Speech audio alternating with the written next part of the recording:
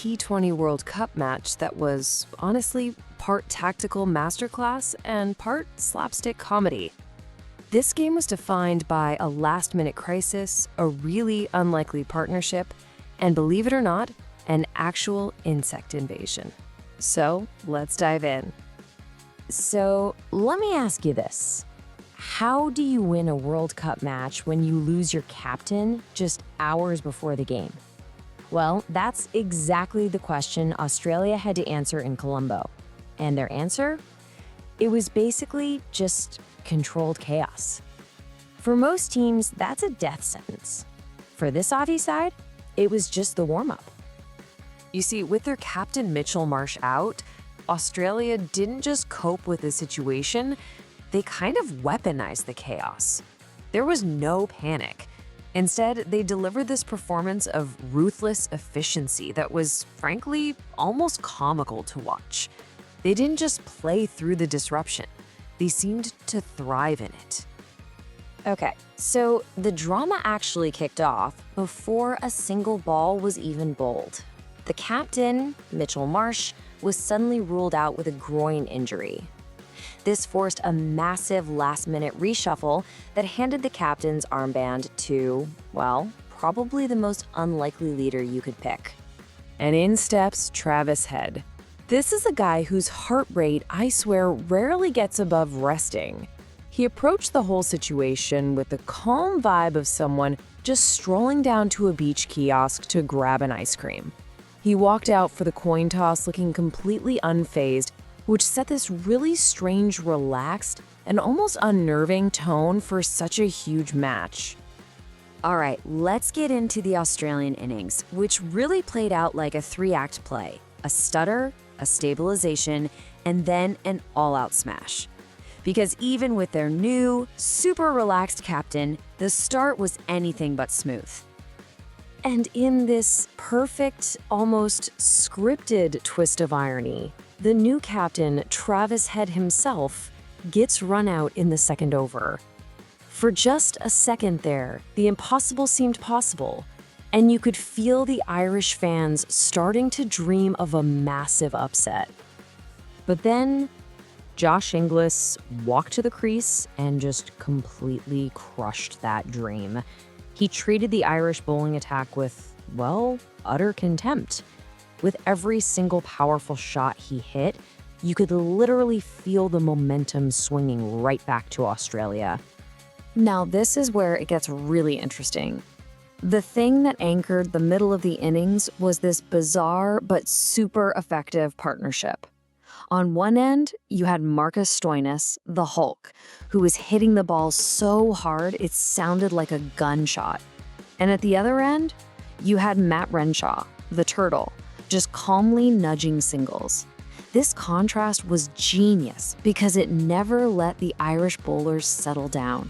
One minute they're getting smashed out of the park, the next they're facing this careful defense. It was completely disorienting, and it worked perfectly. So, the result of all that is that despite losing their captain and having a really shaky start, Australia puts up a massive 182. Now, on a spinning Colombo pitch, that wasn't just a target, it was a mountain. And now we get to the Irish chase. And this, folks, is where the match just devolved into a full-blown tragicomedy. It was just this perfect storm of terrible luck for them and absolutely brilliant bowlings of the Aussies. It all started on the very first ball. The Irish legend Paul Stirling, who was their best hope, had to retire hurt after about 30 seconds on the field. It was a completely devastating blow, and really, it was the beginning of the end for them. With Stirling gone, the floodgates just opened. What came next was what you could call the Ellis and Zampa horror show. The Australian bowlers, they could smell blood in the water, and they went into full predator mode. I mean, just look at these numbers. Nathan Ellis was simply unplayable. 4 wickets for only 12 runs.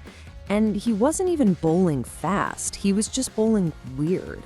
His back-of-the-hand slower balls seemed to just stop in midair, totally fooling the Irish batters before clipping the stumps. This little timeline here just shows you how quickly that Irish chase completely fell apart.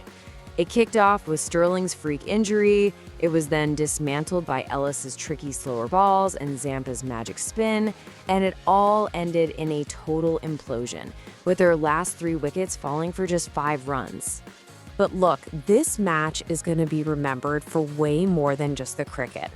It was the bizarre, hilarious, and totally unscripted moments of chaos that made it an absolute classic. There were 3 moments in particular that just had social media buzzing, and each one perfectly captured the wild spirit of this game. So first up, let's talk about the mystery of the invisible fielder. Okay, picture this. A high ball comes down. 3 Irish fielders are all converging under it. 2 of them are yelling, "Mine, mine," and then nothing. The ball lands perfectly between all of them, completely untouched. The camera then cuts to the wicketkeeper, whose face was just this perfect mask of bewildered disappointment. A meme was born. The next viral moment came from Adam Zampa, who, after taking a big wicket, brought some serious main character energy to his celebration. He whips off his headband and does this dramatic, slow-motion hair flip, right as the stadium DJ drops a romantic Bollywood song. The timing was perfect, and the crowd went absolutely wild. And finally, the moment the match just officially descended into pure farce. Play gets stopped, not for rain, not for bad light, but for a giant moth that decided to take up residence on the umpire's hat. For 2 full minutes, the game was held hostage by an insect, and the crowd loved every single second of it. So, beyond all the memes, the moths, and the on-field chaos, what does this result actually mean? Well, for the other teams in the tournament, it was kind of a chilling message. As you can see on this slide, the implications were huge. For Australia, it proved their depth is just terrifying. I mean, even with a so-called B-team attack and a stand-in captain, they completely dismantled a test-playing nation. And for Ireland, it was just a day of what-ifs, where some really bad luck was made so much worse by costly mistakes. So look, this 67-run victory wasn't just a win, it was a statement. It proved Australia's incredible depth and their strange ability to actually thrive in chaos. So it leaves us all with one big question. Was this just a fluke, or is this chaos control strategy the new blueprint for winning the whole World Cup?